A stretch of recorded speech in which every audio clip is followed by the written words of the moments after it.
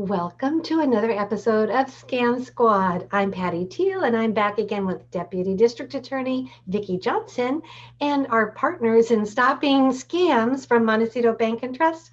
Vicki, I'll let you do the honors, but welcome. Hi, thank you, Patty. And today we have Doris Ruth, who is a senior fraud specialist from Montecito Bank and Trust, and she's always got great information for us.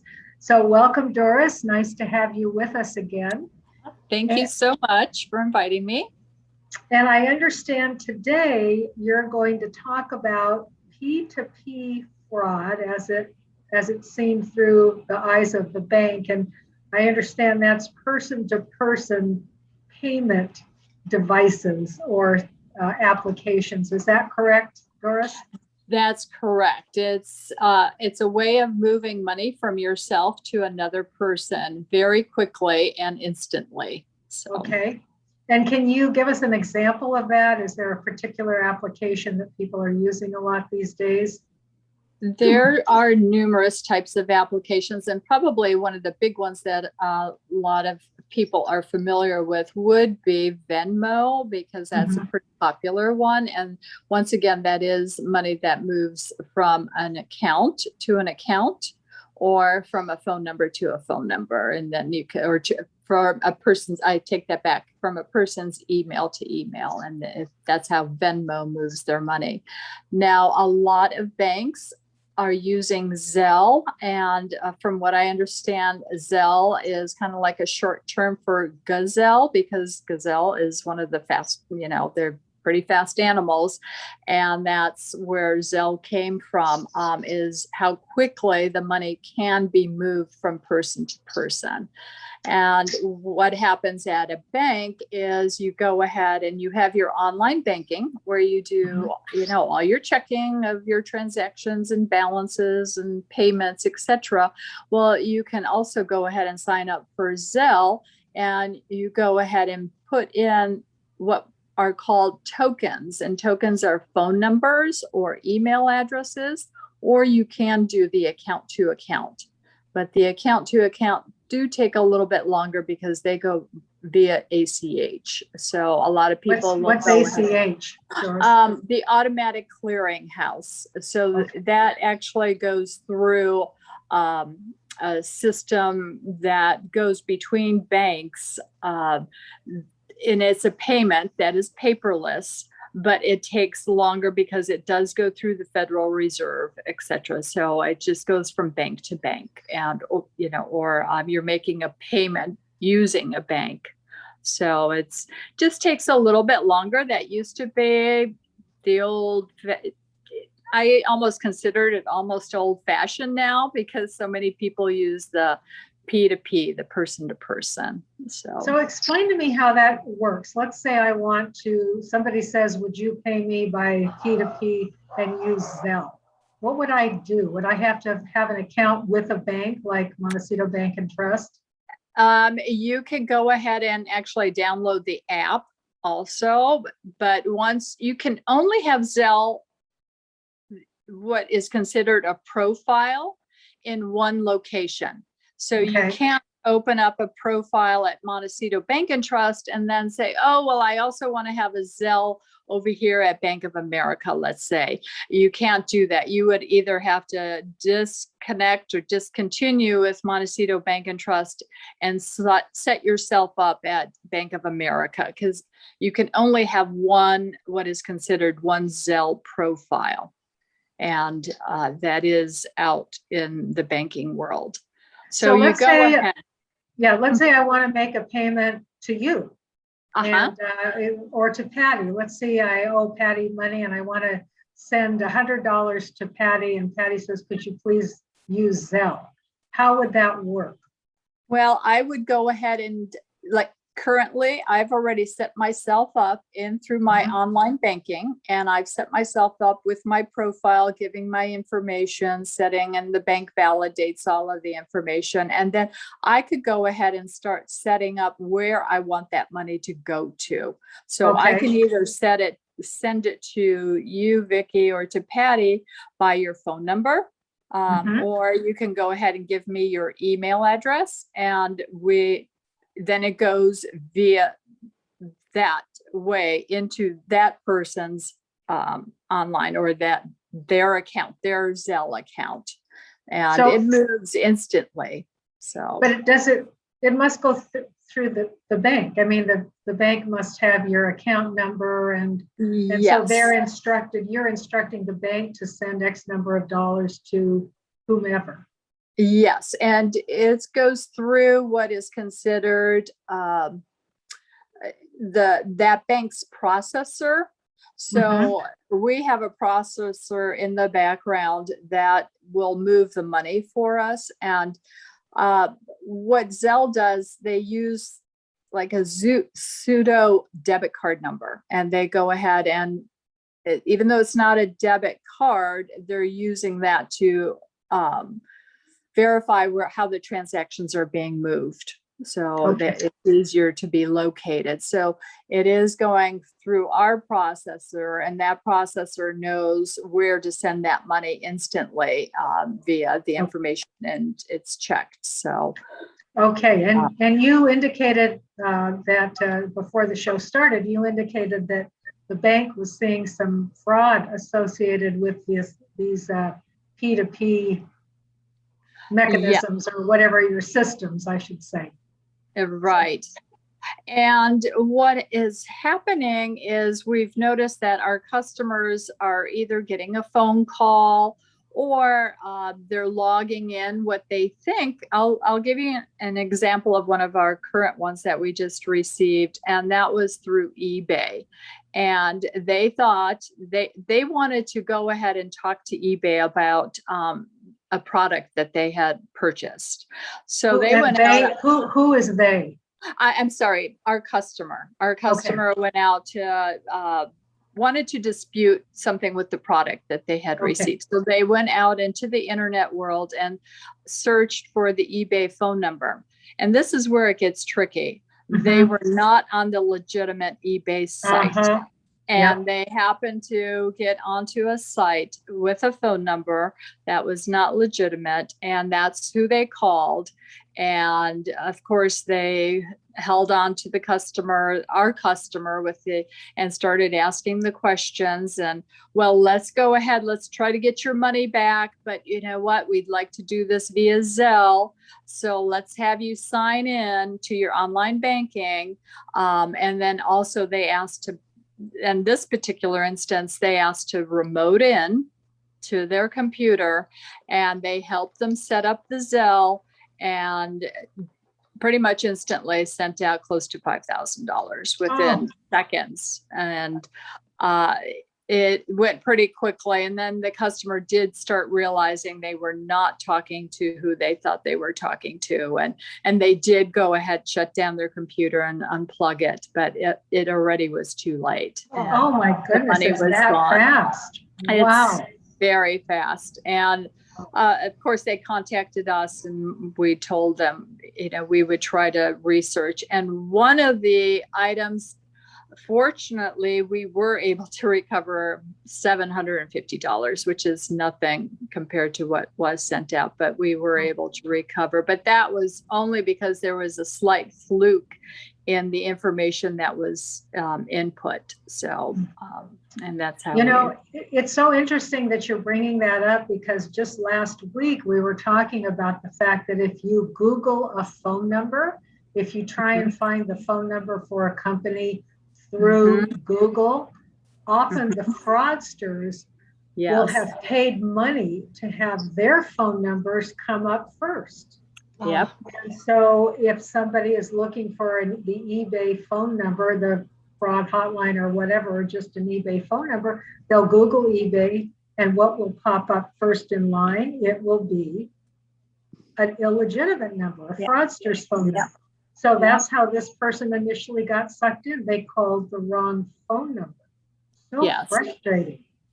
It's very frustrating. And we have seen a couple of these instances where our customer, either they had somebody remote into their computer, or had a pop-up, I should say. And we've talked numerous times about the pop-ups. Right. And the pop-up, and here, let me go ahead and help you. etc. And they go ahead and help them set up a Zelle account and just take the money out and move it. And we've also had one particular person that was actually a suspect, and we could tell because he was getting numerous Zelle transactions coming into his account and taking that money out within 2 days. And is this we one of caught your him right customers? away. Yeah. Well, it was a new customer. Okay. It was a new customer, and we could tell within a week what he was doing, and Wow. we shut him down. So Yeah. it's happening in our backyard, where Yeah. even the suspects are here. It's nice to know that you can monitor accounts that way and watch and see if something untoward is happening, and the red flags go up, and then you're able to get in there and do some investigation and figure out what's happening. That's very reassuring. Right. Yes, it is. Yeah.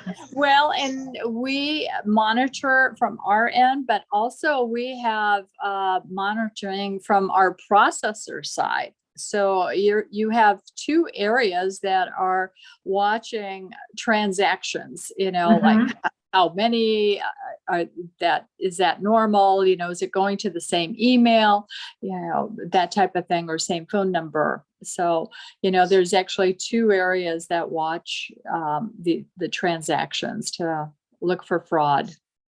But the ones that are difficult are where you're signing up initially because it's too new. There's nothing to compare to. So. Right. Have you had any other experiences at the bank with Zelle and fraudulent transactions that you can talk about? It's mainly, it seems like Amazon is always a big one. And okay. They pretend to be Amazon. And we've actually put a warning out on our social medias to just payment. If someone is requesting payment person to person, P2P, question it.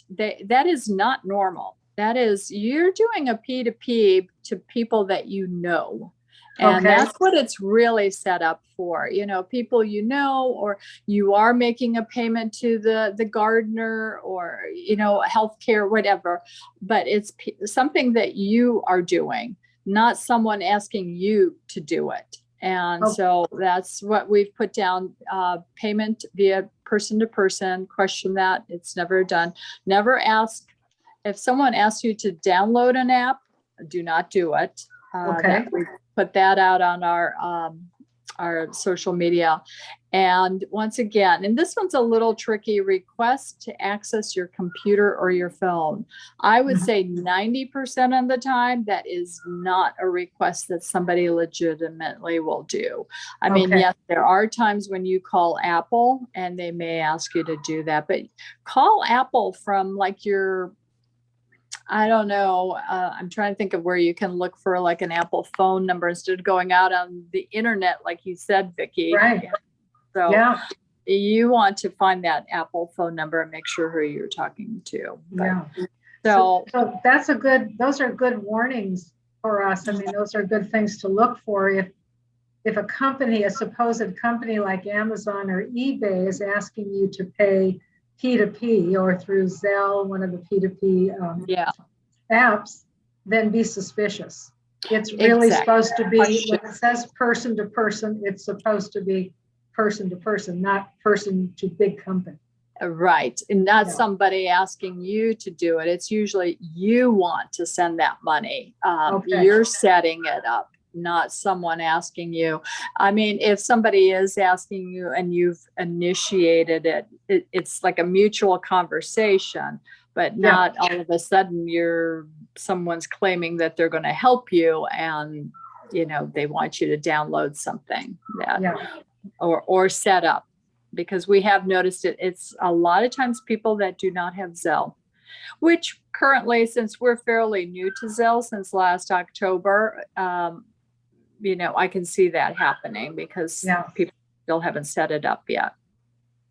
But it is the way of the future. The text messages, the person to person, receiving those text messages, it's big. So we really have to be on guard and be aware and know what to look for, what the warning signs are. And this is such a dilemma, trying to figure out where to get a legitimate phone number. Right. I mean, obviously if it's my credit card company, I go to my credit card or my statement and I look there. But if I'm trying to get a legitimate phone number for eBay, for example, I don't, or Amazon, I'm not sure where I'd go. I mean, I guess look at my Amazon account and see if there's a phone number on my own Amazon account, assuming I have one. So. Yeah, or go out to your Amazon, like you said, go out to your Amazon account and go under contact us and get it from there. But, there are lots of other times when you're researching a company and you're trying to find out what that phone number is. And it may not be eBay or something, but another form, and they're going to ask you to pay them. So we're still trying to figure some of that out. And once we have a better idea on what to look for to make sure it's a legitimate site, besides hovering, because hovering over the address, the internet address, does sometimes give you clues. So, okay. So if you hover over, let's say,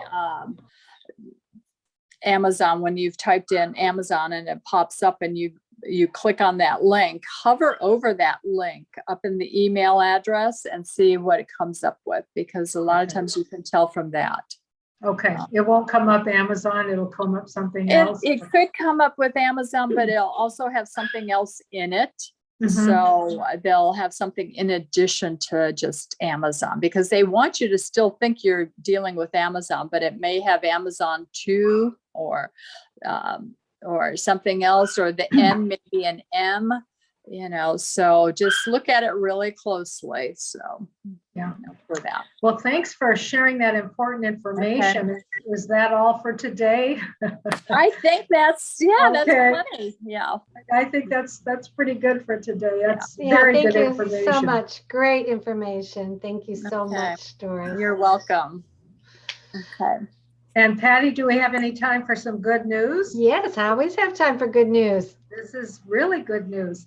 So I don't know if you remember, quite a few years ago, the Department of Justice sued Western Union because Western Union was allowing fraudsters to use their services to take people's money, basically. Remember back in the day when yes, and the fraudsters they had to pay back a lot of money. They had to pay back a lot of money, right? And the fraudsters were always, for most of the scams, the fraudsters were saying, well, go down to Western Union. We want you to go down to Western Union. Well, there were people in Western Union that knew this was going on, and they did not take any precautions to shut it down, even though they knew this was happening. And the 3 scams that were particularly egregious in terms of the amount of money that got transferred through Western Union: the grandparent scam, where your grandchild's in trouble, the romance scam, and lottery and sweepstakes. Those were the 3 biggies. The fraudsters really wanted you to use Western Union. Well, so Department of Justice several years ago sued Western Union and got a big sum of money to compensate those victims who had been defrauded. And they've already paid out 2 different batches of money. I think it was the first 2 payments, big payments, were $66 million. And well, let's see, I'm looking at this again. The first 2 distributions paid more than $300 million to over 142,000 victims, all of whom received full compensation. Well, there's now going to be a 3rd distribution, and they're allowing people to once again submit claims. So if you were taken in by the grandparent scam, sweepstakes and lottery, or romance scam, and you had to pay through Western Union, you can now file a claim and maybe qualify to get some of that money back. So I wanted to give the website. It's www.westernunionremission.com. All right, once again, and this is all one word for the website, Western Union Remission, REMISSION.com. So I just wanted to get the word out there to folks who may have given up ever getting any money back or didn't file a claim in the first place, that more money is available. Thank you, Vicki, for sharing that. I hope some of our local people hear that and get some of the money that they're deserving of. Yeah, me too. Yeah. Thank All you right. both. All right. Until next week, everybody. Thanks, Patty. Thank you. Bye-bye. Thank you, Doris. Bye-bye. Bye-bye. Bye. Thank you.